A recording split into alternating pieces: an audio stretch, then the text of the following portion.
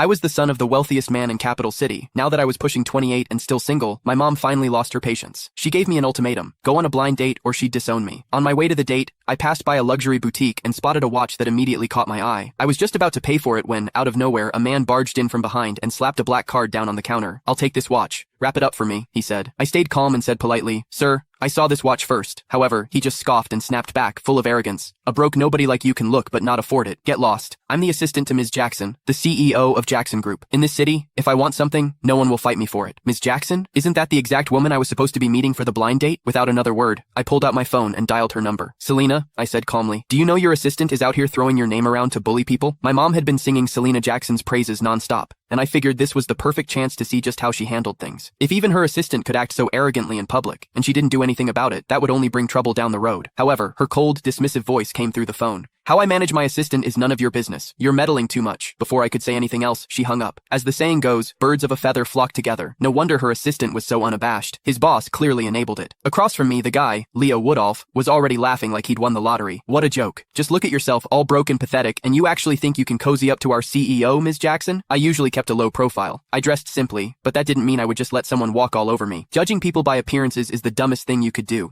I said calmly. "I'd suggest you watch your mouth, or you're going to regret it." However, I wasn't about to waste any more words on a clown like him. I reached into my bag, pulled out a card, and handed it to the sales associate for her to ring up the watch for me. The associate looked at my card, then at Leo, clearly hesitant. She froze, not knowing what to do. Leo just laughed louder. "You low-life piece of trash. Are you still trying to act like you're somebody? This entire mall belongs to the Jacksons. If I don't give the word, you can't even buy a single screw in here." Then, with a smug grin, he yanked the card from my hand and flung it toward the entrance. "Waving around some cheap-ass card thinking you're hot shit? I'm not falling for it. Get lost." In all my life, no one had ever dared to humiliate me like that. Leo had seriously crossed a line. Without another word, I grabbed his arm in one swift motion and dragged him to the front of the store. My voice dropped cold as ice as I ordered, "Pick up my card." The salesgirls in the store stared in shock. "Oh my god, did he really just say that to Mr. Woodolph? Is he crazy?" "Mr. Woodolph is Mrs. Jackson's right-hand man. Offending him is the same as offending her." One of the employees tried to talk me down. "Sir, it's just a watch. It's not worth angering the Jackson Group over this. Please, just let him go." "Yeah, you should apologize to Mr. Woodolph while you still can. Beg for forgiveness. It might not be too late." Leo, clearly feeding off the attention, yanked his arm away and shouted, "You worthless trash!